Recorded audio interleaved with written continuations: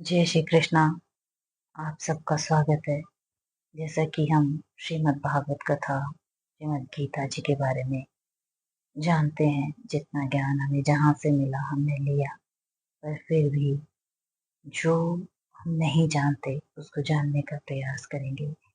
जब हम कहीं बाहर देश विदेश जाते हैं, किसी दूसरे शहर जाते हैं, यदि वहाँ हमारा कोई पहले से परिचित हो तो हमें वहाँ चीज़ों को समझने देखने के लिए थोड़ी सहूलियत हो जाती है। इसी प्रकार जो भागवत गीता है, जो श्रीमद् भागवत जी हैं कथा है, जो श्री सुखदेव जी ने राजा परीक्षित को कही, उसका भी थोड़ा रूपांतर देखेंगे। उसमें हम जानेंगे धीरे धीरे किस तरह से एक्चुअली हर चीज की थीम होती है। आज राइटर्स की बुक की इतनी सेलिंग प्राइस होती है, सब कुछ होती है। आपको एक बुक क्या सिखाती है?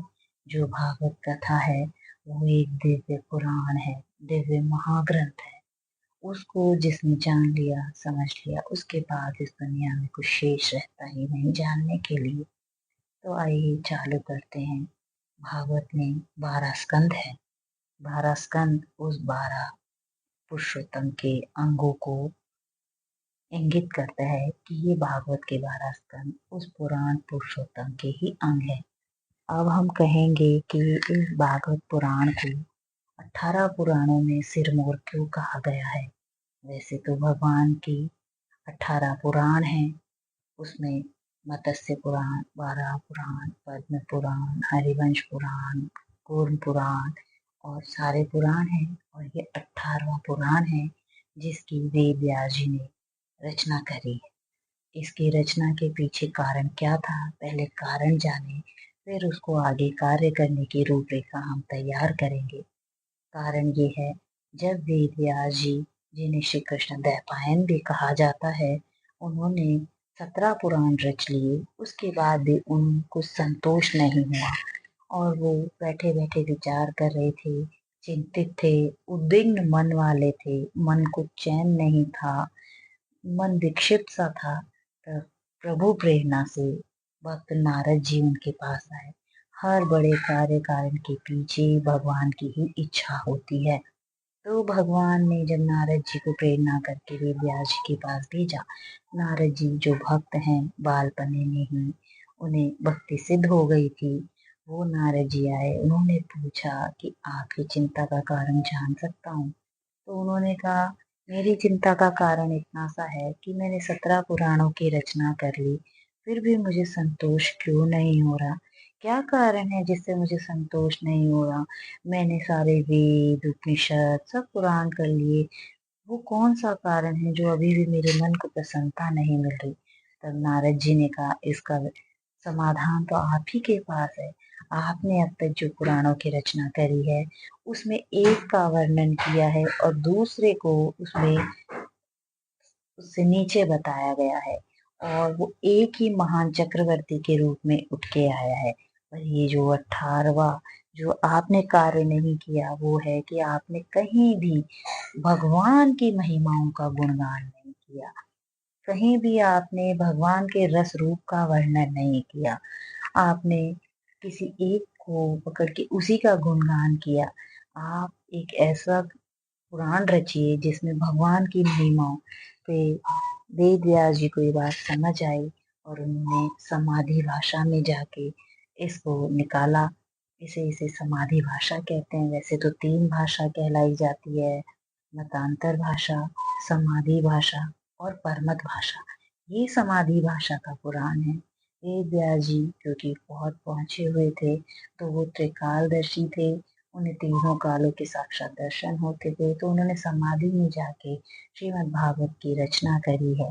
इसमें भगवान श्री कृष्ण को बताया गया है, पर ब्रह्म परमात्मा तरीके से बताया गया है। पर ब्रह्म परमात्मा क्या होता है? वह सच्चिदानंद होता है, जड़ जीव और जगत। सच्चिदानंद सत, हर जड़ चेत, जड़ वस्तु में, चेतन में जिसमें उसका सत अंश है, वो सच्चिदानंद सच्चित सत अंश से है। चित्त क्या होता है? मनुष्य, इसमें सत्य और चित्त दोनों विद्यमान है। आनंद मात्र भगवान ने इसमें छुपा लिया है। जड़ में मात्र सत है, चित्त और आनंद छुपा लिया है। और आनंद स्वरूप श्री भगवान खुद ही हैं। तो इस तरह ये जो पहला अध्याय होगा उसमें से पहले जानना जरूरी है जो श्रीमद् भागवत है। वैसे तो इसकी साप्ताहिक विधि भी है, पर कहते हैं एक बार इसका रस, एक बार इसका चस्का जिसको लग जाए वो एक क्षण भी इसको भूल नहीं सकता है, वो इसको भूल नहीं सकता है। और ये तो नित्य निरंतर सांसों के आवागमन के चक्र की भांति इसका निरंतर हमें पान करना है, क्योंकि ये एक ऐसा ऐसा फल है जिसमें ना बीज है, ना छिलका है, ना गुठली है, एकमात्र ये रस रूप ही है। इसका सेवन हर मनुष्य को करना ही चाहिए। इसमें भगवान श्री कृष्ण की दशविध लीलाओं का वर्णन है, जन्म से लेके इसमें वर्णन हम देखेंगे, भगवान के सर्ग से लेके आश्रय तक का इसमें वर्णन है। और हर रूप नाम और सब में प्रभु कैसे समाहित है ये हमें दिव्य दृष्टि से समझ आता है। भगवान जिसको ये योग्यता देता है वही इसको समझ सकता है, वही इसको जान सकता है। ये एक ऐसा ग्रंथ है जो इसकी सर्वार्थ सिद्धिदायक है। ये एक ऐसा कल्प वृक्ष है जिसके नीचे आप बैठो तो आपको कल्प वृक्ष की जो इच्छा करोगे आपको वो इच्छित पदार्थ, वो इच्छित वस्तु, वो इच्छित फल अवश्य ही प्राप्त होगा। ये कल्प वृक्ष है, ये वो कामधेनु है जो सब इच्छाओं को पूर्ण करने वाली है। जरूरत है इसको विश्वास करने की, इस पे आस्था रखने की। और वैसे भी कहा जाता है जब भगवान ये भूतल छोड़ के अपने स्वधाम को जा रहे थे तो उद्धव जी ने पूछा, प्रभु आपके जाने के बाद ये सब धर्म लुप्त हो जाएंगे, कली का बोलबाला हो जाएगा, तो आप इतना बताइए कि धर्म किसकी शरण जाएगा, इतना तो बताइए प्रभु। तो भगवान ने कहा, हे उद्धव मैं जा रहा हूँ, पर मैं मेरा नामात्मक स्वरूप श्रीमद् भागवत में छोड़ के जा रहा हूँ। जो भी मेरे नाम रूप के स्वरूप के दर्शन करेगा उसको हृदय हृदय में धारण करेगा, उसके मैं सर्व मनोरथों को पूर्ण करूंगा। मेरा श्री विजय ही नहीं होगा पर मैं नाम से हर कहीं दिखूंगा। और वैसे भी इस नाम रूप सृष्टि में भगवान का ही हम सब अंश है, कोई और नहीं है, हम सब भगवान के ही अंश हैं। तो इसलिए भगवान ने अपना नामात्मक स्वरूप श्रीमद् भागवत में पधरा दिया। तो इस कारण हम और वैसे भी कलयुग की एक महिमा है, कलयुग में जो भगवान के नाम का कीर्तन करता है वो तुरंत ही अपने सब अभिष्टों की प्राप्ति कर लेता है। तो इस प्रकार जब हम चलेंगे, और आपको जानना होगा कि ये जो भागवत का है रस, ये अमृत से भी ज्यादा मूल्यवान है। जब परीक्षित जी कथा कह रहे थे तो देवता लोग जो स्वर्ग के वासी हैं वो आए अमृत का कलश लेके और सुखदेव जी को प्रलोभन दिया कि महाराज आप ये भागवत कथा हमें सुना दीजिए। परीक्षित जो 7 ही दिन में देह छोड़ने वाला है तक्षक के काटने से, उसे तो आप अमृत पिला देंगे तो वैसे भी बच जाएगा। देवता चतुर हैं, अपना काम बनाने में निपुण है। पर श्री सुखदेव जी ने कहा, अरे देवताओं ये इतना सस्ता नहीं है कि कांच के बदले में तुम्हें महामूल्य मणि मिल जाए, ले जाओ तुम्हारा अमृत। ये भागवत कथा है, इसके तो सारे कार्य वैसे ही अभीष्ट करने वाले हैं, सर्व सिद्ध होने वाले हैं। तुम अमृत यानी कांच के बदले ये महामूल्यवान मणि लेना चाहते हो, नहीं तुम अधिकारी नहीं हो। तो आई बात समझ में, देवता भी श्रीमद् भागवत कथा के अधिकारी नहीं है। ये है भागवत का महात्म्य।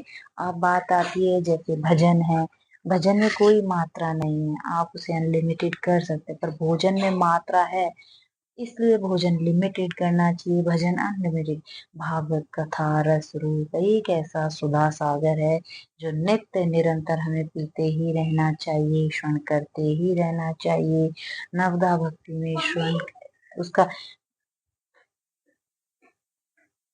देव लोग जो अपना कार्य बनाने में चतुर हैं उनको भी ये कथा सुलभ नहीं है, क्योंकि ये कथा सिर्फ पृथ्वीवासियों के लिए बनी हुई है।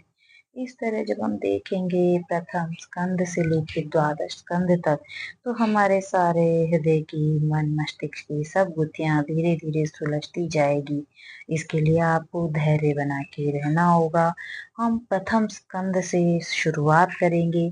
जैसा कि प्रथम स्कंद कहा जाता है, उसमें भागवत के महात्म्य का वर्णन करने के बाद अधिकारी का वर्णन है। प्रथम स्कंद हमें अधिकार बताता है।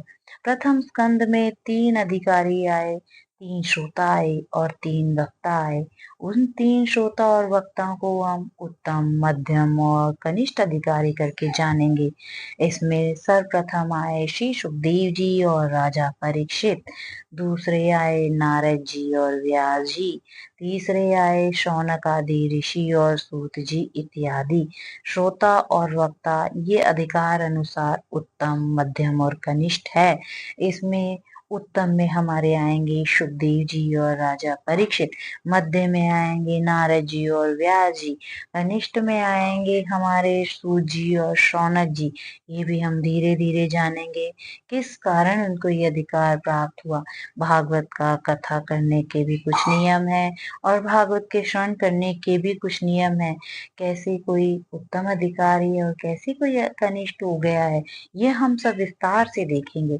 तो आइए, बने रहिए हमारे साथ प्रथम स्कंद की ओर हम आगे बढ़ते हैं। जय श्री कृष्ण।